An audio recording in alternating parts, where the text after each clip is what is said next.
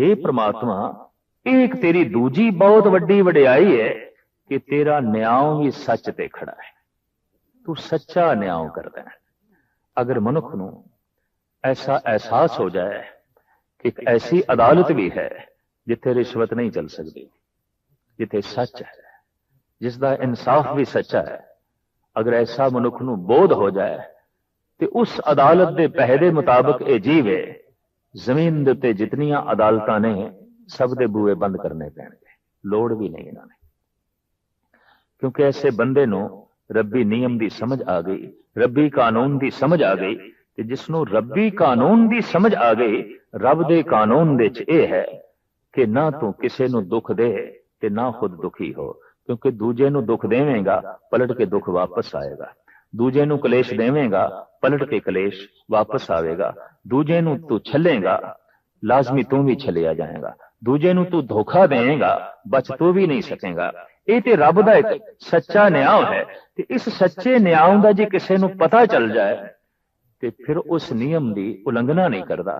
ते जदों इस नियम की उलंघना ही नहीं करता तो फिर संसार दीयां सारियां अदालतां दे बूहे बंद करने पैणगे। केवल उही न्यायकारी परमात्मा दा ही बूआ खुला रहेगा। खुला ते हुण भी है, लेकिन इस अदालत दा कोई पै नहीं मनदा, जबकि इस अदालत दे ही नियम कम कर रहे हैं। ऐ बंदे, तू जो कुछ जगत नूं देवेगा पलट के उही कुछ तेरी झोली च वापस आवेगा। ये अटल नियम चल रहा है और इसनों तू अपनी सियाणप नाल, अपनी चतुराई नाल तोड़ नहीं सकता, मरोड़ नहीं सकता। वडी वडियाई जां सच न्याय, वडी वडियाई जां निहचल थां। तेरी बहुत वडियाई वड्डी है, अपार महिमा है, क्योंकि तेरा टिकाणा वड्डा है, अस्थिर है, निहचल है, टिकिया होया है। ते साडी हालत यह है, जिस आसन हम बैठे केते बैस गया। जिस सिंहासन ते असी बैठे हाँ, साथों पहले बाबे फरीद के कथन अनुसार पता नहीं कितने बैठ चुके हैं। एक आलम ने ऐसा आख्या कि एक मनुख जिथे खड़ा है वो लखां मनुखां दी कबरां ते ही खड़ा है। पता नहीं कितने मुर्दियां दी खाक, पता नहीं कितने मनुख मिट्टी विच मिट्टी हो चुके ने। हर बंदा जिथे खड़ा है उत्थे लखां ही बंदियां दी खाक उहदे पैरां दे थल्ले है।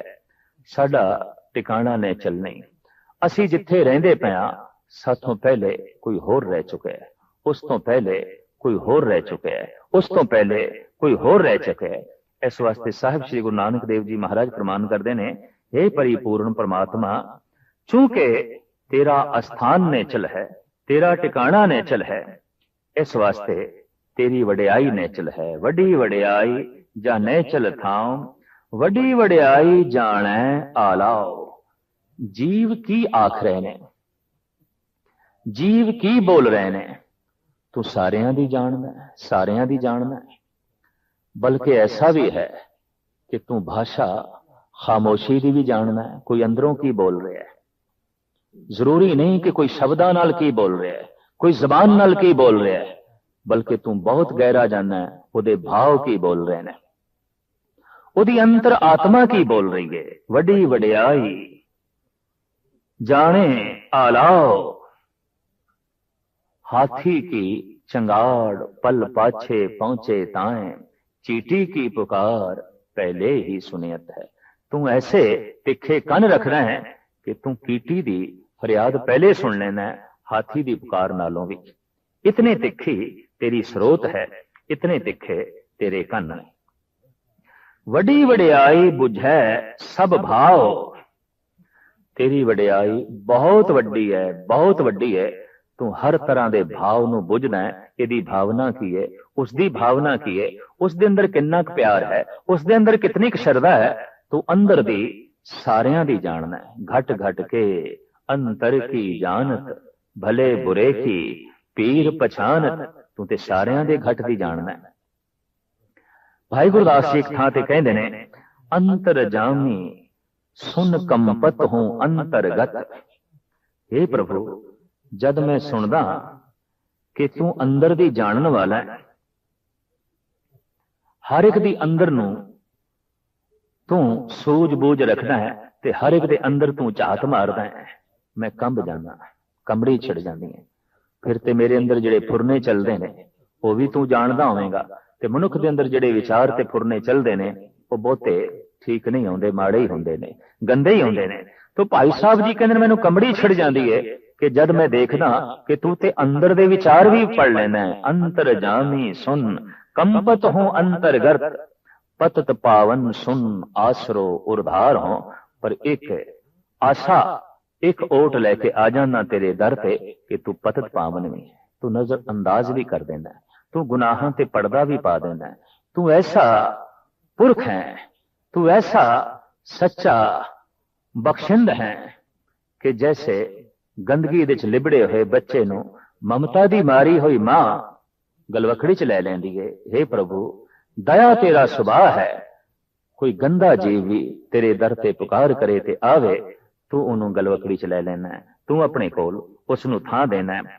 तो तू सारियां दे भाव, सारियां दी शरधा नू बुझण वाला है। वड्डी वडियाई जा पुछ ना दात, तेरी वडियाई ये भी बहुत वड्डी है कि जद तू किसी नू कुछ देना है तां दूजे तीजे चौथे पंजवें कोल तैनू पुछण दी लोड़ नहीं, मैं ये दे दियां कि नहीं।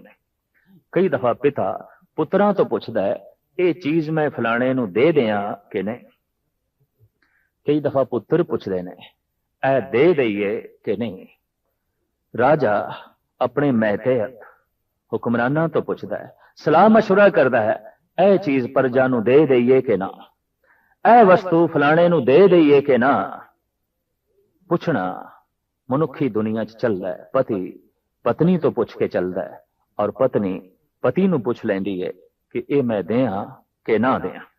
हे प्रभु, ये तेरी वडियाई बहुत वड्डी अजीम महान है कि तू दात देन लगया किसी को सलाह मशवरा नहीं करता, सीधी ही दात तू वंडदा है, आप वंडदा है। वड्डी वडियाई जां आपे आप, ये भी तेरी वडियाई बहुत वड्डी है कि सब कुछ तू आप ही वंडदा है, आप ही करदा है, ते हर थां ते आप ही आप है, तैथों बिना होर कोई दूजा नहीं। नानक कार न कथनी जाए। हे प्रभु, तेरी जितनी कार है, जो तेरे कम ने, वो कथन विच नहीं आउंदे, वो मैं बयान नहीं कर सकता कि तू किन्ना क बनाया है, तू किन्नी सिरजना कीती है, ते तू की दे रहे हैं, ते तू किन्ना क वड्डा इंसाफ कर रहे हैं, कितनी वड्डी दात दे रहे हैं। दरअसल हे प्रभु, ये मेरे कथन विच नहीं आउंदे, ये ते मैं बयान नहीं कर सकता। नानक कार न कथनी जाए, कीता करना सर्व रजाए। जो कुछ भी हो रहा है, जो कुछ भी कीता जा रहा है, सब तेरी रजा विच है, सब तेरे हुक्म विच है, सब तेरे भाणे विच है। इस वास्ते सही मैने दा भगत वही है जो तेरी रजा नू समझ जाए, जो तेरे भाणे नू समझ जाए। कहो नानक जिन हुक्म पछाता, प्रभ साहिब का तिन भेद जाता।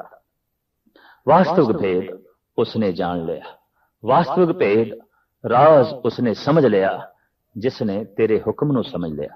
ते तेरा हुक्म की है? दरअसल तेरा हुक्म जो कुछ भी होया है, जो कुछ भी कीता जा रहा है, जो कुछ भी बने है, ये सब तेरा हुक्म है और तेरी बनावट है, और ये सच्ची है। तेरी देन सच्ची, तेरी बनावट सच्ची। इसनू जिहड़ा समझ जांदा है, दरअसल वो सच दे नेड़े हो जाता है, सच दी नीमतां दा आनंद माणदा है। तो साहिब श्री गुरु नानक देव जी महाराज इस दूसरे श्लोक दे फरमान करते ने, नानक कार न कथनी जाए, कीता करना सर्व रजाए। दरअसल सब कुछ उसकी रजा दे है, ते मनुख दा हुण फर्ज हो जाता है उसकी रजा नू मनना। हुक्म रजाई चलना, नानक लिखिया नाल। जो हुक्म नाल लिखिया होया है, जो हुक्म हर जीव ते है, भाव जो उसकी देन, जो उसकी बनावट है और जिस ढंग दी है, इनू कबूल कर लेना, उन्हें खिड़े मत्थे तस्लीम कर लेना, ये उसकी रजा नू मनना है। ते जिहड़ा उसकी रजा दे च राजी है, दरअसल परमात्मा उसते राजी हो जाता है। ईश्वर अकाल पुरख उसते राजी हो जाता है। ते जिसते ईश्वर राजी हो गया, समझ लो उसते जहान राजी हो गया। गुरु नानक देव जी महाराज का फरमान, एक सज्जन सब सज्जना एक वैरी सब बाद। जे एक सज्जन बन गया तो सारा संसार सज्जन बन गया, ते जे एक नाल कोई संबंध नहीं तो फिर जगत दे जर्रे जर्रे नाल संबंध टुटिया होया है, ते गलियां दे कख भी फिर जो है वैरी ने। तो जिहड़ा उसकी रजा विच चलदा है परमात्मा उसते राजी हो जाता है, ते परमात्मा जिसते राजी हो जाता है वो माला माल हो जाता है, वो खुशहाल हो जाता है और वो दुनिया का अजीम तरीन मनुख बन जाता है। अगला श्लोक गुरु अंगद देव जी महाराज का है और वो इस तरह फरमान करते हैं।